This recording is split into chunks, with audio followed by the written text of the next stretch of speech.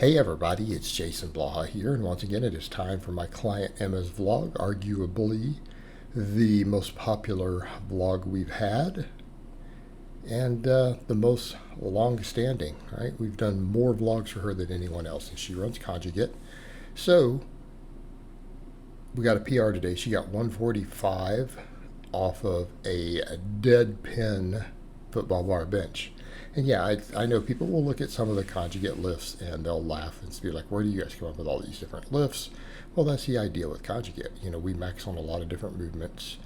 We try to PR on those movements when we can. And usually it's training maxes. In that case, so that was grindy. That was an all-out max. But, you know, she got a PR.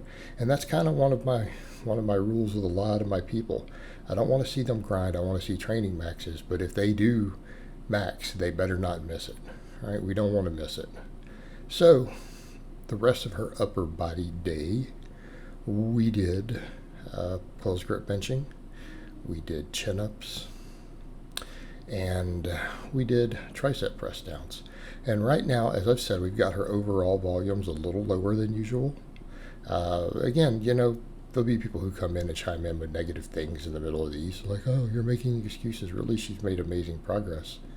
Right, this is a woman who, when I started working with her, struggling with 200-pound deadlifts, who both sumo and conventionals over 315 now.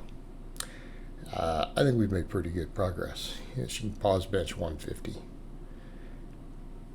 I think that's pretty dang good for a woman who just wants to be fit and strong. Knocked out 10 chin-ups right there. So, you know, whatever. Keep hating, guys. All right, sumo deadlifts. 75 pounds of bands, and she put 285 on the bar. That's a PR. We right now, because again, we're getting away from some of the isolateral leg work because she was getting some overuse from it, we do safety bar squats, right? We do safety bar squats afterwards. And they work well for our goals here. Although I could always have her work in some goblet squats with dumbbells. All right, I could just as easily do that. And some people would argue it's better in terms of fatigue management. But I think we're fine with those for now. Like I said, long term, once they move houses again, I like to see a belt squat. And we may go back to single leg exercises coming up here shortly. But afterwards, we do glute ham raises. I didn't put her glute ham raises from the first workout in because I wasn't happy with them. And since we did them twice, we have plenty of footage. You guys will see the corrected ones that we will do later in the week. But they were there. And we do reverse hypers and hanging leg raises. So pretty complete lower body day for her for max effort lower. All right. And then we get over to speed bench. Her speed bench, very traditional setup. We run 9 triples. We do 3 sets of them wide grip, 3 sets of them medium, 3 sets of them close grip. We run a lot of band tension. Right? We run a lot of bands. We try to keep the bands pretty close to as much as we're doing on the bar. In her case, it's a little lower. We may want to actually increase that a little bit. I think she's good for it.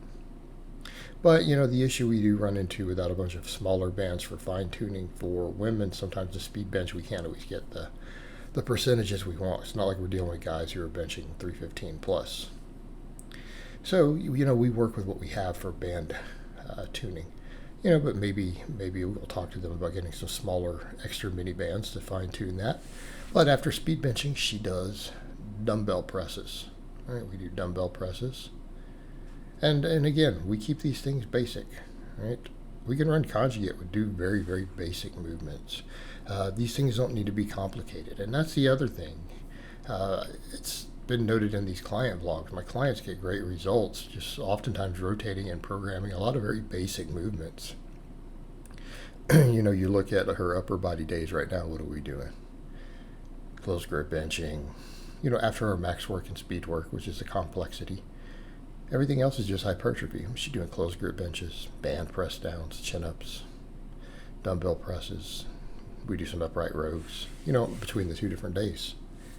Pretty straightforward. Pretty straightforward. These are basic, simple movements, and they work. She looks phenomenal. She's strong.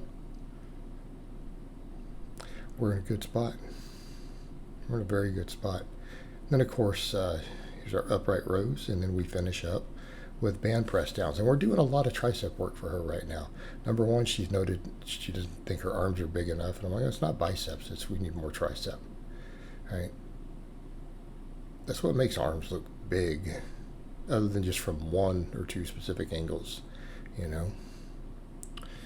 Tricep press downs. Close grip benching. This will bring up her bench. She needs more tricep right now on her bench press. And actually, I want to get more lat work and stuff in for her over time. But, you know, her back is pretty strong. You know, we got upright rows. She's strong at chin-ups and pull-ups. How many women out there can do 10 pull-ups or chin-ups? Not many. Speed squats. We keep these pretty straightforward. She's comfortable with this bar. It's easy on her shoulders.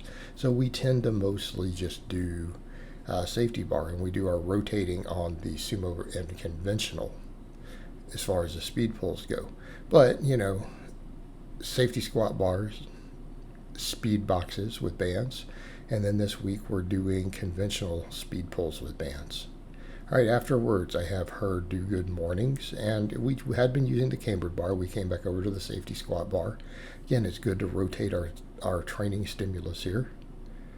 But her dynamic effort day is a little more posterior chain dominant, because we get those squats in on the max effort day. So after our speed work, again, good mornings. We're now doing glute ham raises. All right, glute ham raises. Trying to get a full range of motion on these now. And these are difficult. These are difficult. Depending on how much adjustment you have on the devices you're using. Then, of course, after the glute ham raises, we do reverse hypers, which most of you know I'm a big fan of. I push that tons of my clients get reverse hypers. I would need to count, but I think we're at a point now where something like a dozen of my clients actually own a reverse hyper of some type. So, you know, we do the reverse hypers, and then we finish up with hanging leg raises, which, again, one of my favorite ab exercises. I tend to prescribe it a lot more than other stuff, mainly just due to the squat carryover. It is such a great squat accessory. Right? It's a great squat accessory, which you guys will see us finish up with here at the end. All right, guys, but that's really all I have to say on that today. I hope it's been informative, and I will talk to you guys next time.